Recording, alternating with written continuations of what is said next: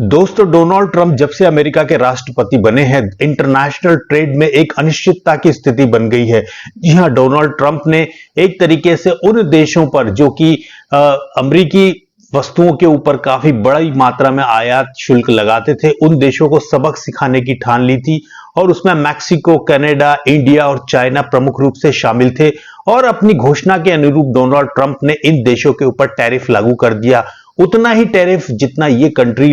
अमेरिकी प्रोडक्ट्स पे लगाते थे। इसमें सबसे ज्यादा जो नुकसान होने की संभावना है वो भारत को है, क्योंकि भारत का सबसे ज्यादा एक्सपोर्ट से को होता है। तो ऐसी स्थिति में ये कहा जा सकता है कि भारत के लिए एक काफी चिंता की ये बात है। अब इसके बाद में जो डिपोर्ट वाला जो मामला हुआ, जिस तरह से भारतीयों को अमेरिकी सैन्य विमान में भेजा गया बेड़ियों में, वो मामला पुराना हो गया। और हालिया जहां की डोनाल्ड ट्रंप ने जेलेंस्की को हड़काने के बाद में भारत के लिए भी ये कहा कि भारत को हमने एक्सपोज कर दिया है। निश्चित रूप से एक भारतीय होने के नाते ये जो डोनाल्ड ट्रंप का स्टेटमेंट था वो किसी भी भारतीय को स्वीकार्य नहीं होगा, क्योंकि आप टैरिफ लगाइए, आपका राइट है, you can do that, but इस तरह के स्टेटमेंट जारी करना निश्चित रूप से हर भारतीय को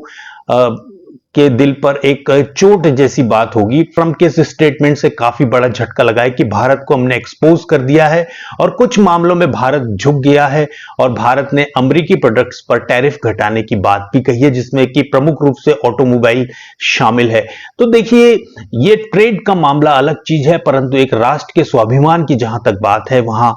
पर डोनाल्ड ट्रंप का यह स्टेटमेंट है भारतीयों की मुफीद नहीं बैठता है। वही एक दूसरा प्रोग्रेशन भी हमें देखने को मिल रहा है, क्योंकि चाइना ट्रेडिशनली इंडिया का एक एनिमी माना जाता है, लेकिन वहां के फॉरेन मिनिस्टर यांग यी ने एक प्रेस कॉन्फ्रेंस के दौरान इस बात की संभावना व्यक्त करते हुए दोस्ती का हाथ भारत की ओर एक तरह से बढ़ा है, क्योंकि चीन के ऊपर भी टैरिफ लागू होने जा रहे हैं। तो ऐसी स्थिति में चीन और अमेरिका के जो व्यापार में चीन को जो नुकसान होने की संभावना है, शायद चीन को इस बात का एहसास हो गया है कि वो अकेले इस चीज का सामना नहीं कर पाएगा। तो ऐसी स्थिति में उसको भारत की मदद की आवश्यकता पड़ेगी। तो यही यी ने प्रेस कॉन्फ्रेंस के दौरान यह कहा है कि ड्रैगन और हाथी को मिलकर एक दूसरे के साथ सकारात्मक सहयोग की दिशा में आगे बढ़ना चाहिए। जहां बॉर्डर डिस्प्यूट की बात है वो अपनी जगह है और काफी हद तक उसे सुलझा लिया गया है, लेकिन जहां तक ट्रेड की बात है और जहां तक इन दोनों ही राष्ट्रों के खिलाफ पावर पॉलिटिक्स यूएसए की तरफ से खेली जा रही है, उसका ये दोनों देश मिलकर सामना कर सकते हैं, क्योंकि दुनिया के सबसे बड़े दो बाजार के रूप में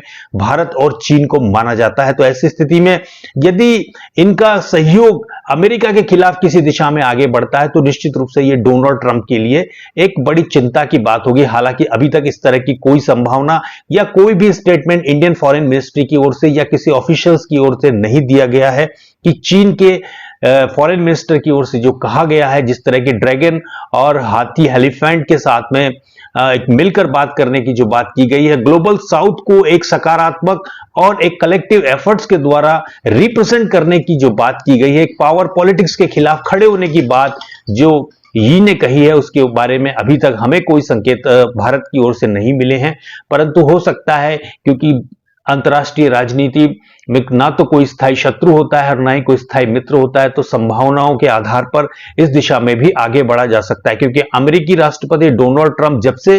राष्ट्रपति बने हैं, उनका जो भारत के प्रति रुख है, उनके जो पूर्ववर्ती प्रेसिडेंट थे, चाहे वो जो बाइडेन हो चाहे वो बराक ओबामा हो, उनके तुलना में 2.0 में जो हम डोनाल्ड ट्रंप का रूप देख रहे हैं वो भारत के प्रति कहीं भी हमसे सकारात्मक दिखाई नहीं दे रहा है। चाहे वो डिपोर्टेशन का मामला हो या ट्रेड का मामला हो, भारत ने हालांकि अपनी तरफ से ट्रेड में टैरिफ घटाने की बात कही है, लेकिन अभी तक अमेरिका की ओर से हमें कोई सकारात्मक खास संकेत देखने को नहीं मिले हैं। और एक चीज और भी जो नजर आ रही है कि शायद अमेरिका पहले भारत को चाइना का एक काउंटर बैलेंस करने की कोशिश में एक पावर के रूप में समझता था, लेकिन कहीं ना कहीं इस इंपॉर्टेंस में भी अब कमी देखने को मिल रही है। और शायद अमेरिका ने यह समझ लिया है कि शायद भारत चीन के खिलाफ खड़ा नहीं हो पाएगा। तो ऐसी स्थिति में भी हो सकता है कि भारत का इंपॉर्टेंस अमेरिका के लिए थोड़ा बहुत घटा हो और इस तरीके से वो अब और अधिक कंसेशन देने के मूड में भारत के लिए नहीं हो। तो इस बात की संभावना से भी इनकार नहीं किया जा सकता। तो देखने वाली चीज ये होगी कि जिस तरीके से शी यिंग ने यी ने बात कही है और जिस तरह से डोनाल्ड ट्रंप का रुख है और जिस तरीके से भारत का रुख है, क्योंकि भारत का जहां तक ये माना जा रहा है कि सबसे म्यूटेड रिएक्शन भारत की ओर से देखने को मिल रही है। भारत ने अमेरिका के खिलाफ कुछ भी नहीं कहा है और जो कुछ हो रहा है उसे शांति से स्वीकार करके देखने वाली एक जो स्ट्रेटेजी इंडियन फॉरेन मिनिस्ट्री ने अपना रखी है, उसको देखना चाहिए कि आगे चल के वो किस रूप में हम सबके सामने आती है। तो दुनिया भर की जो घटनाएं आजकल ट्रेड में घटित हो रही हैं, निश्चित रूप से एक माहौल बना हुआ है। देखने और समझने की बात होगी कि आखिर दुनिया किस ओर जा रही है, क्योंकि जहां पर ग्लोबलाइजेशन की शुरुआत भी अमेरिका से हुई है और डी ग्लोबलाइजेशन की शुरुआत भी अमेरिका से हो रही है। अमेरिका अपने सारे दुनिया भर में फैले हुए रिसोर्सेज को अपने आप में समेट लेना चाहता है। तो निश्चित रूप से WTO का भविष्य क्या होगा और वर्ल्ड ट्रेड किस ओर जाएगा, ये एक देखने वाली विषय होगी। तो मिलते हैं किसी ऐसे ही अगले वीडियो में जिस पे इसी चीज को लेके हम आगे भी चर्चा करेंगे। तब तक आप सबका समय शुभ हो।